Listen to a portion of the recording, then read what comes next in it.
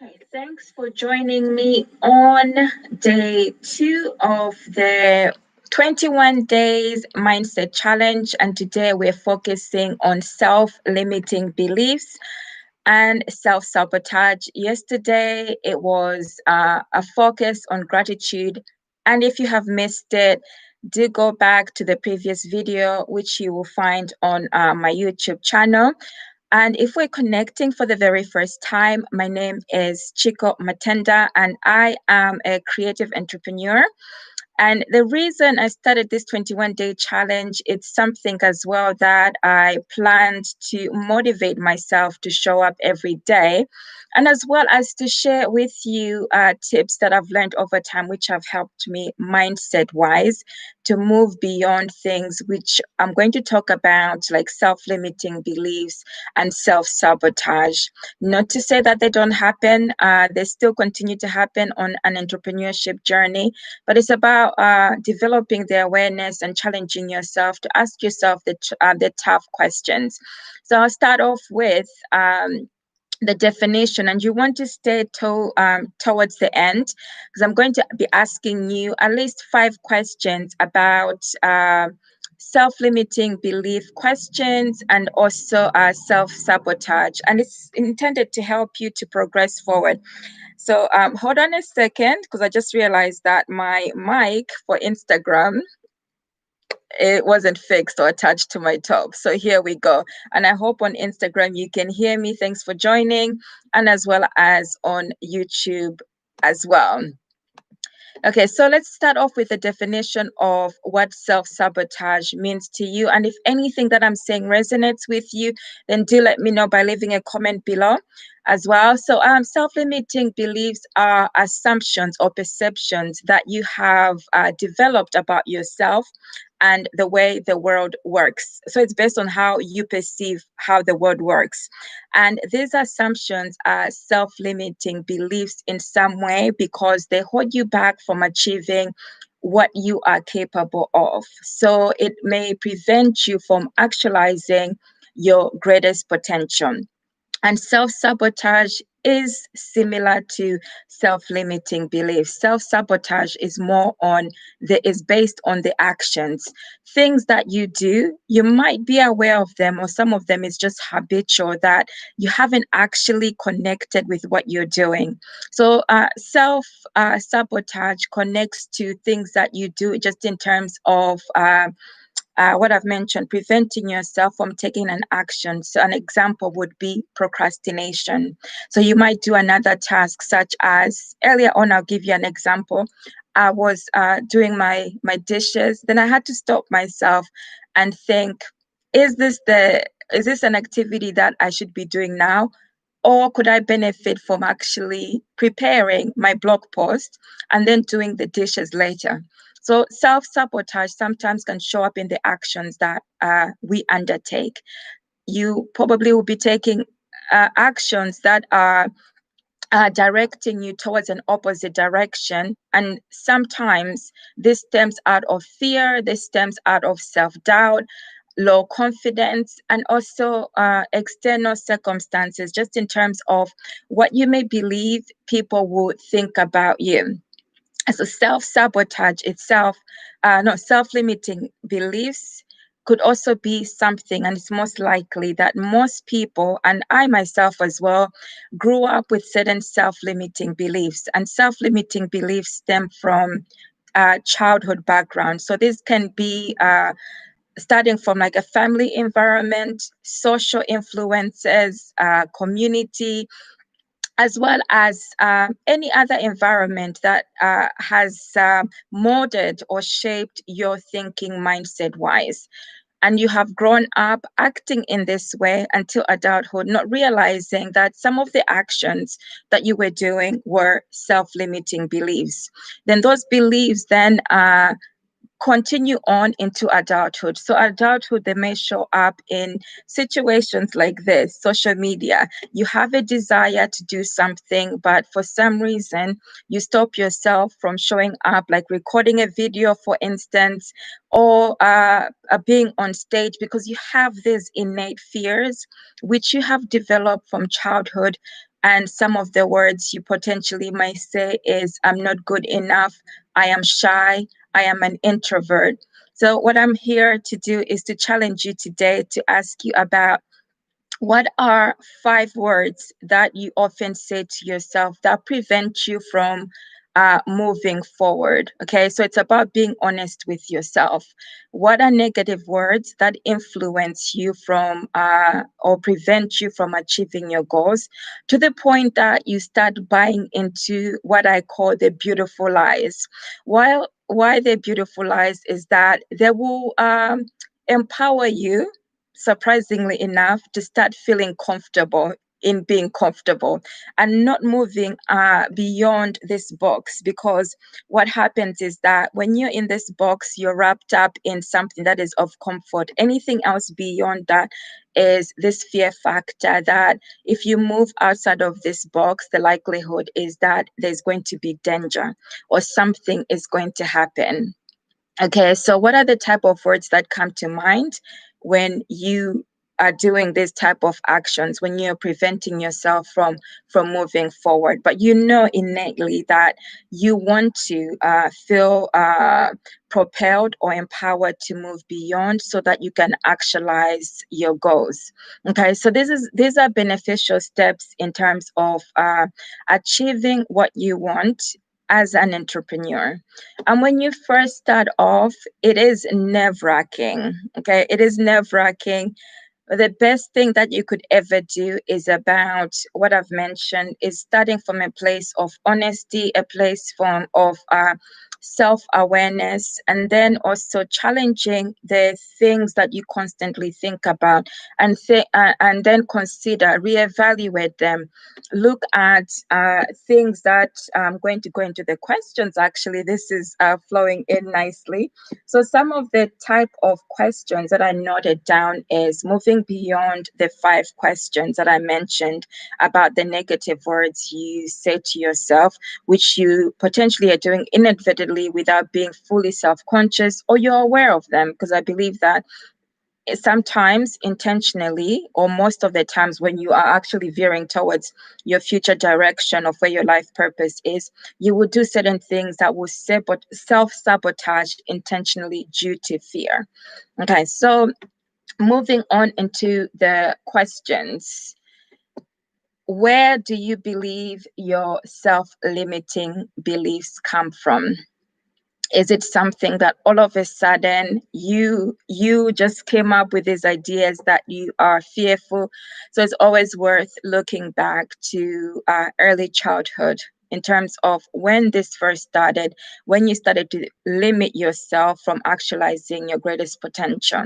And possibly it might not even have been in the past or in your childhood, but or look at like in adulthood.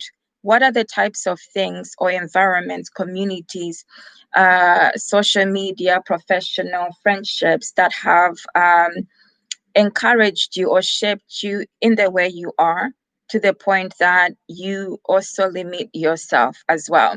There's something that I wrote beforehand about there's 5 people closest to you basically shape and mold who you become.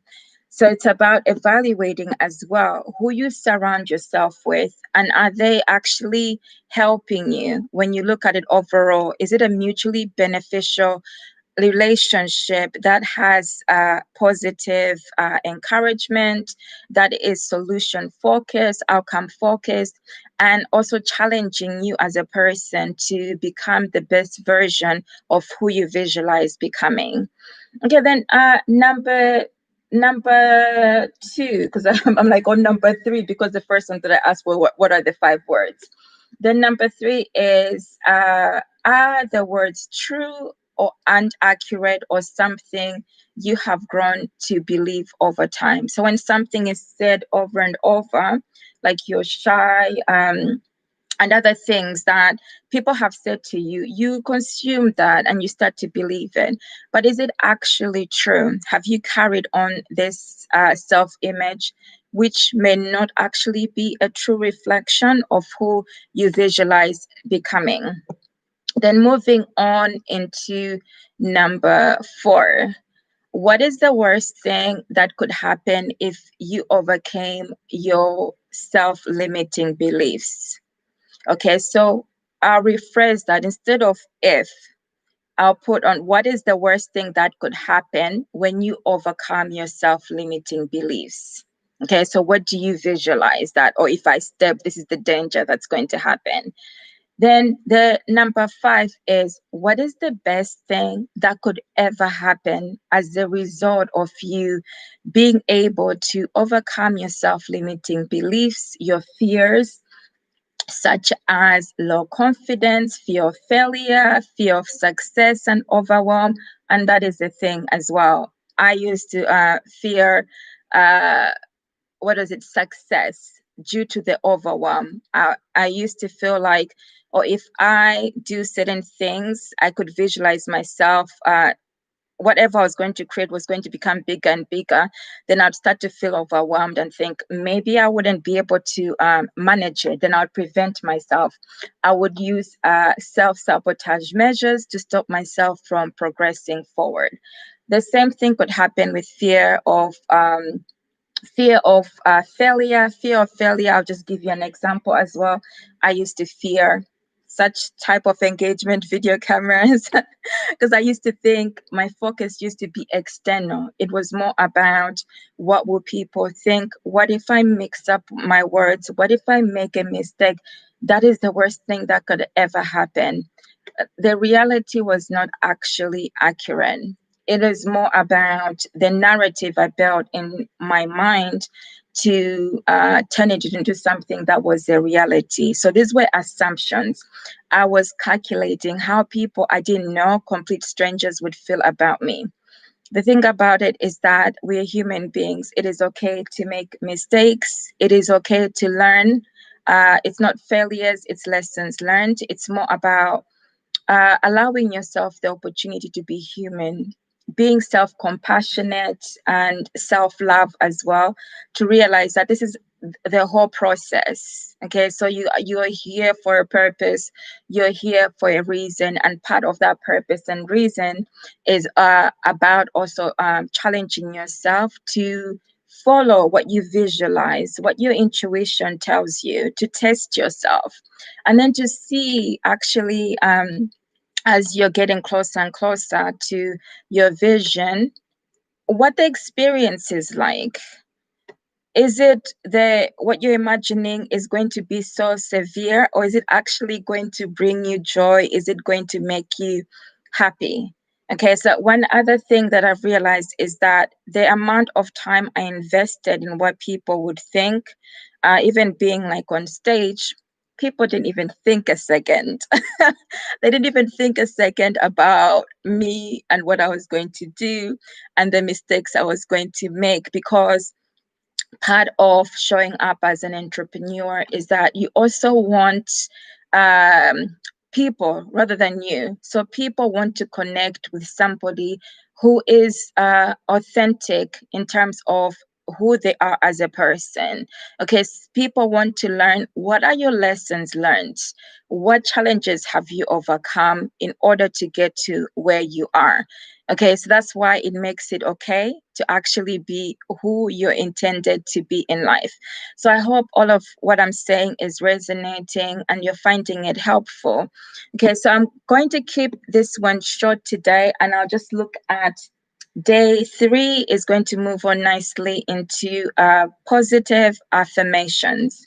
Okay, so this is about what we've discussed today was the 5 words that were like the negative words or actions you take to prevent yourself from moving forward. And then tomorrow is going to be about positive words that can help you to then start to look at your world in a different way, for you to take more control in how you move forward. So this can be in any given environment.